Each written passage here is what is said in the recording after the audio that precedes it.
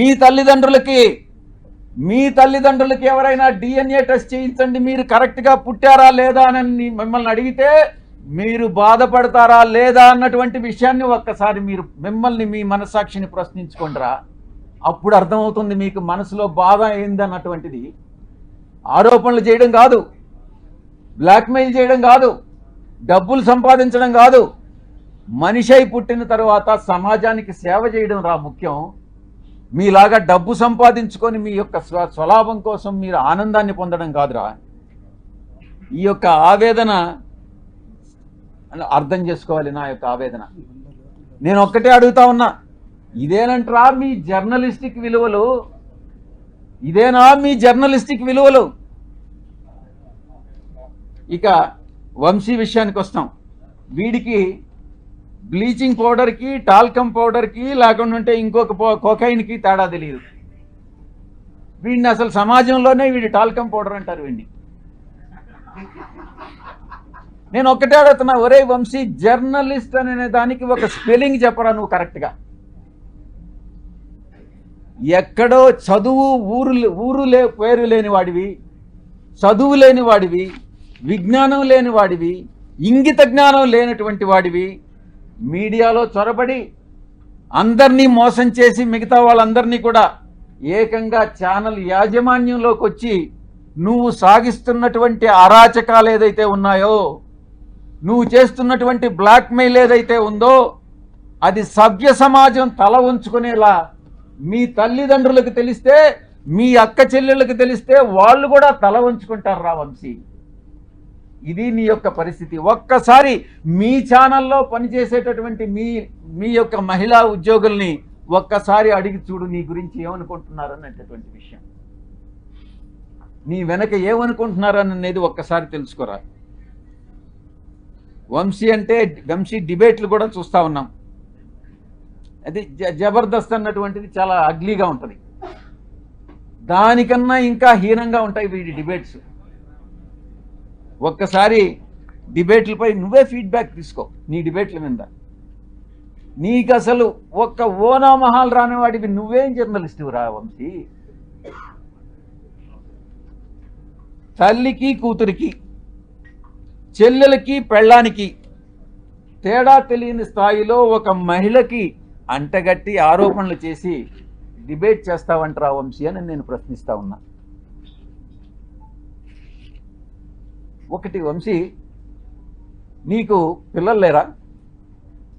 నీకు కొడుకులు కూతుళ్ళు లేరా? డెఫినెట్గా ఉండాలనుకుంటా, మగపిల్లలు ఉండాలనుకుంటా, ఆడపిల్లలు లేరు. వీడికి కూతుళ్ళు కానీ పుట్టుంటే అప్పుడు తెలుసుండేది వీడికి బాధ ఏందని అనేటటువంటిది. ఆ కూతుళ్ళ మీద ఎవరైనా ఆరోపణలు చేసుంటే అప్పుడు తెలుసుండేది ఈ వంశీ అని అనేవాడికి బాధ ఏందని అనేటటువంటిది. అప్పుడు ఆ పిల్లల పైన ఇప్పుడు నీకు కొడుకులు ఉన్నారా? నీ కొడుకులా కాదానని ఎవరైనా డిఎన్ఏ టెస్ట్ చేయించమని నన్ను అడిగితే నువ్వు బాధపడతావా లేదా అని నేను ప్రశ్నిస్తా ఉన్నా. ఇక సాంబడు గురించి తెలుసుకోవాలి. సాంబడు కాసేపు అయిపోవచ్చింది, కాసేపు నిశ్శబ్దంగా ఉండండి వెనుకుండేటటువంటి వాళ్ళు, లేకుంటే ఇక్కడికి వచ్చి స్టేజ్ మీద మీరే మాట్లాడండి, నేను కూడా వింటా. సాంబడి గురించి చెప్పుకోవాలనంటే సంధ్యా శ్రీధర్ రావుని అడగాలి. నాకంటే ఎక్కువ ఆయనే చెప్తాడు. వీడి పెట్రోల్ బంకుని ఎలా దోచేసింది, ఎవరిని లోపరుచుకొని అడుక్కునే స్థాయి నుంచి ఆడంబరం స్థాయి వరకు ఎలా వెదిగాడు వీడి సాంబడు, సంధ్యా శ్రీధరే ఎక్కువ బాగా చెప్తాడు. ఇక ఏబిఎన్ డిస్కషన్లో చేసేటటువంటి వెంకట్ గాడు ఉన్నాడు. వీడు ప్రముఖ సినీ దర్శకేంద్రుడు దగ్గర పనిచేసే ఒక అమ్మాయిని సైట్ కొట్టి జర్నలిస్ట్ కాలనీలో ఆ అమ్మాయికి కూడా సైట్ కావాలని అక్రమంగా ఆ జాబితాలో పేరు పెట్టించి ఆ తర్వాత ఈటీవీలో ఉద్యోగం పోగొట్టుకున్నటువంటి వాడు వీడు వెంకట్ అనేవాడు. వీళ్ళందరూ కూడా జర్నలిస్టులు, తెలుగు జర్నలిస్టు ప్రమాణాలు పాటించేటటువంటి గొప్ప జర్నలిస్టులు. ఇది ఆ తెలుగు జర్నలిజం యొక్క కథ. కనీస నైతిక విలువలు, మానవ సంబంధాల మీద అవగాహన లేనటువంటి వాళ్ళు జర్నలిస్ట్ ముసుగులో వీళ్ళందరూ కూడా బ్లాక్మెయిలర్స్ని నేను కొన్ని ప్రశ్నలు అడగదలుచుకున్నా. మూడు ప్రశ్నలు. ఒరే వంశీ, నువ్వు జవాబు చెప్పు. క్యారెక్టర్ అసాసినేట్ చేయడానికి ఎందుకు ప్రయత్నిస్తున్నావు రా అని అడుగుతా ఉన్నా. 2, నీ క్యారెక్టర్ని ఎవరైనా ఇబ్బంది పెడితే నువ్వు చూస్తూ ఊరుకుంటావా అని ప్రశ్నిస్తా ఉన్నా.